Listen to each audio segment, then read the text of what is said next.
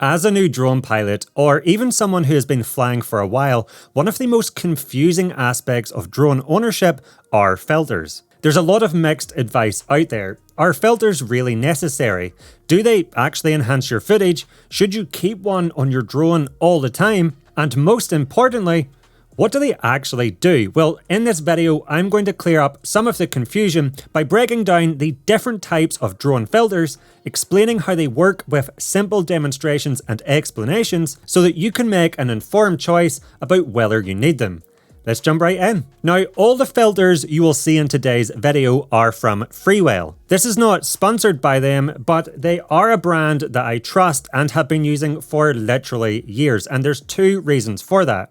Firstly, they are always very quick to have their filters available when a new drone is released, and they have filters available for all the current drones in the market. So it doesn't matter if you have a Mini 4 Pro, Air 3S or Mavic 4 Pro, you can always get filters that fit. And secondly, in my experience, I find them to be very high quality. They hold up well over time with lots of usage and don't negatively impact the image quality with color cast, for example, like some others. So if at any time during this video you would like to pick up any of the filters mentioned, I put links in the description down below to each one. But just know that if you have any other brand of filter, including DJI's own, this beginner's guide still applies to them also. Alright, let's start with the easiest type of filter to understand and then work our way up. And that means starting with a UV or ultraviolet filter, which, as the name suggests, cuts down on the ultraviolet light hitting your drone's camera sensor. Now, truth be told, ultraviolet light was really only a concern with old film photography, where them older cameras were sensitive to that UV light. With modern camera sensors, such as the one on your drone, this is less of an issue. Instead, these filters are now simply used to add a layer of protection to the camera's lens. You might notice if you have a drone such as the DJI Mini 4 Pro, the lens cap, well, it's actually hollow. So if you crash, you risk something poking through there and damaging the sensitive camera's lens.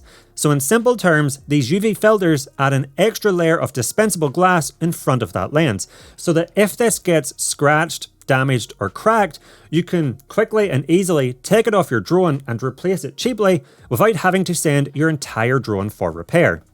Now, in terms of fitting them, if you are unaware, for most DJI drones, all you have to do is twist off the stock lens cap anti-clockwise and then twist the new filter on clockwise, and well, it's as simple as that. Okay, now let's move on to easily the most misunderstood type of filter, neutral density filters, or ND filters for short. Now, for some reason, there's this myth that you must use these for every single shot. You must own a set immediately after buying a drone, and that's simply not the case. These are instead a tool which you can use to achieve something called motion blur. But what is motion blur? Why is it desirable? And in what situations does it matter? Well, let's compare two clips of a car driving along a road. The left has no motion blur, which makes it look a little bit jittery and unnatural. Whereas on the right side, this shot does have motion blur, making it look smoother and more realistic, and that's because our eyes are used to seeing motion blur in real life. So now that we know what motion blur is and looks like, how do we achieve it when filming with our drone? Well, first we have to understand what the shutter speed camera setting on your drone does, which you can find on the bottom right of your controller screen when in Pro or manual mode. So this shutter speed slider controls the duration the camera's sensor is exposed to light for each frame that makes up your video. And so a faster shutter speed, such as 1/500th of a second, means each frame is captured very quickly and is therefore sharper. And when these sharp frames are put together, this creates that slightly jerky or overly sharp motion in your videos. On the other hand, a slower shutter speed, such as 1/60th of a second, captures each frame slower, and this introduces that desirable motion blur. Now, for the perfect motion blur, there is actually a formula you can use. So ideally, you want to set your shutter speed to double your frame rate. So if you're shooting at 30 FPS, then you want a shutter speed of 1/60th of a second, for example, and this is called the 180-degree shutter rule. But there's a catch. If you remember, the shutter speed setting controls how long your camera's sensor is exposed to light for, and that means as you adjust this setting, you will also adjust the exposure of your image. And so if you lower your shutter speed, you will find that because that allows more light into the camera sensor, your image becomes completely white and overexposed, basically unusable. So how do we get around this? Well, the way you do get around this is using ND filters. You will have heard this a lot, but they are essentially like sunglasses for your drone. And when you put that dark piece of glass in front of the camera's lens, it lets in less light, allowing you to use that lower shutter speed to get nice smooth motion blur, but still maintain a balanced exposure. Now, when you get a set of ND filters, you will find it comes with various different strengths or darkness levels, and this is marked by the numbers on the filter. So here you can see an ND 16, 32, 64, etc. And the higher the number, the darker the piece of glass within the filter, and therefore the more it will reduce the exposure once fitted. And this is essential because you might be flying on a really bright sunny day or a dull overcast day, and so the strength of filter you will need to use will change between location and location or day to day. Now, in terms of choosing the right one, it's simply a case of setting your shutter speed settings correctly. Remember, it should be twice your frame rate to get motion blur, and then starting with the lowest strength filter, fitting it, checking if the exposure is correct, and if not, if the image is still overexposed, then take that filter off and move up to the next strength, and repeat this until you have a nice balanced exposure. Now, I did say at the start, ND filters are not required for each shot. So if, for example, you're flying at a high altitude, moving slowly, or not capturing fast-moving subjects, such as cars or vehicles, then neutral density filters are not really necessary, as there won't be much movement in your shots, and therefore the absence of motion blur won't be noticeable. And so you can just run a higher shutter speed, or even just leave the settings in auto. If, on the other hand, you are flying low to the ground, flying fast, or capturing fast-moving subjects, such as when tracking, then you will want motion blur, and in these scenarios, using an ND filter will result in better-looking footage. Now, just quickly, if you're getting value from this video, or if you have learned something new, please let me know by giving me the thumbs up and clicking that like button down below. And if you love all things drones, but also action cameras, gimbals and more, and want to learn about the best settings to get up and running quickly, along with tips and tricks to help you get more cinematic videos and better looking images with your gear, then please consider clicking that subscribe button down below, and when you're down there, be sure to check the notification bell so that you will be alerted when my new videos are released. It would be greatly appreciated. Now, speaking of ND filter strengths, in general, even in the brightest of conditions for normal videos, the highest you will use is around ND 128. But you might notice in your pack of filters, it goes all the way up to ND 1000. But why would you need a filter this dark? Well, these can be used for long exposure photography. So just like with video, when taking photos, the shutter speed still controls how long light is exposed to the camera's sensor when capturing an image.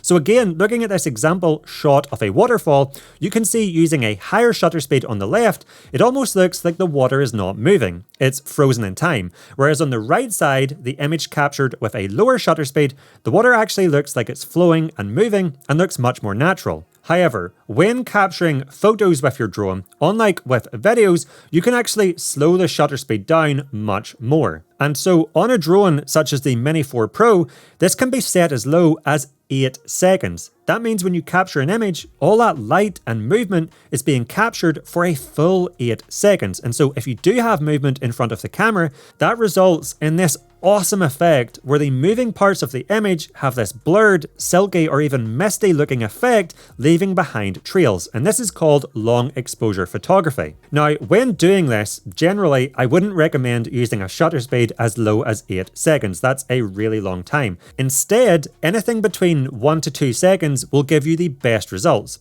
And you need to make sure the drone is not moving around much in the air, such as on a windy day, as this movement will result in a blurry or unusable image. However, again, setting your shutter speed as low as 1 or 2 seconds means that image will become completely overexposed or blown out without an ND filter to control the exposure.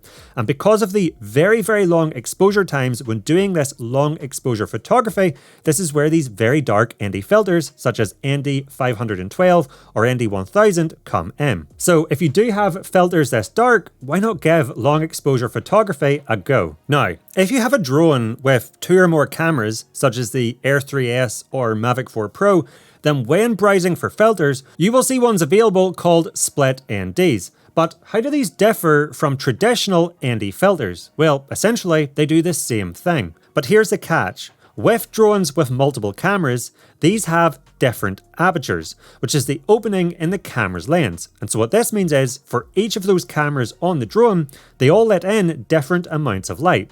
So you have to use different settings for each to get the same exposure on them all. And this means if you used an ND filter with a single strength of glass for all of the cameras, the wide and tele cameras, you will only be able to get the correct settings for motion blur on one, with the other cameras either being overexposed or underexposed due to them letting in different amounts of light. So how do we fix this? Well, this is where split ND filters come in. Looking at these, you can see they actually have different strengths of darkened glass specific for the individual apertures of each camera.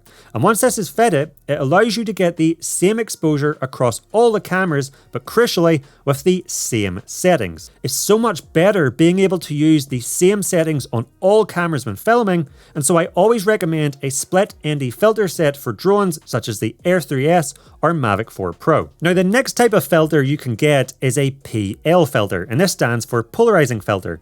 You might also see these as a CPL, which is a circular polarizing filter. Now what these help you do is remove unwanted reflections from surfaces such as water or glass. If you own a pair of polarizing sunglasses, for example, you might already be aware of the effects of polarization. So let's take a look at an example. Looking at this comparison shot, you can see on the left the reflections on the glass, but on the right side, with the polarizing filter fitted, the reflections have been removed. So firstly, this type of filter is great if you're filming vehicles with your drone. I personally like that when capturing cars, because it removes some of them reflections from the glass, you can see the people driving much clearer. But I've also found with it fitted, vehicles look much sharper and cleaner. But a polarizing filter will also remove reflections from the surface of water. Now, this is slightly more subtle, but if you take a look at this side-by-side comparison again, you can clearly see deeper into the water on the image on the right side, and that is because it was captured with a polarizing filter attached. Now these also have the added effect of enhancing skies and clouds by deepening the blue in the sky and increasing the contrast between that sky and the clouds. Now if you have a drone which has a camera that can rotate to capture true vertical video, such as the Mini 4 Pro, you will notice this little H and V icon around the rim of the filter itself. And these stand for horizontal and vertical. And so before you take the drone off, you want to twist the ring on the filter until the little dash lines up with the orientation you plan to capture video in to get the perfect level of polarization. If you don't do this, you might notice that you can't see any of the polarization effects in your footage. Okay, lastly, let's talk about ND-PL filters. Yes, it's a bit of a mouthful, but you might have already guessed what these neutral density polarizing filters do. You get the light reduction and darkening effects of an ND filter, allowing you to run those lower shutter speeds to get motion blur, along with the glare and reflection reduction effects of a polarizing filter, all built into one. But when would you realistically need or want to use a combo filter like this? Well, let's say it's a bright sunny day and you're not only flying fast or low to the ground, but also filming surfaces with lots of reflections, then these filters will help you get motion blur while reducing those unwanted reflections. I've also found these are ideal for filming vehicles again, as they help you achieve that motion blur so the movement looks nice and natural, but also remove the reflections from the glass or surfaces of that vehicle to give it a cleaner, sharper look. So there you have it. Hopefully now you have a better understanding of what each type of filter does, when you should use them, and if you actually need them. And if you do want to pick a set up, as mentioned at the start of this video, I put links in the description down below where you can do just that. Now, before you go, if you liked this video and learned something new, please let me know by giving me the thumbs up and clicking that like button down below. And if you love all things drones, but also gimbals, action cameras and more, and want to know how to get more cinematic videos and better looking images with your camera gear, then I recommend you check out my channel where I have a ton of other content to help you level up your game. If you don't want to miss any of my upcoming videos, then please remember to click that subscribe button down below, and when you're down there, be sure to check the notification bell so that you will be alerted when my new videos are released. It would be greatly appreciated. And if you want to stick around and watch a few more now, Here's a few I personally recommend. I'll not keep you back any further. Thank you so much for watching. I'll catch you over there.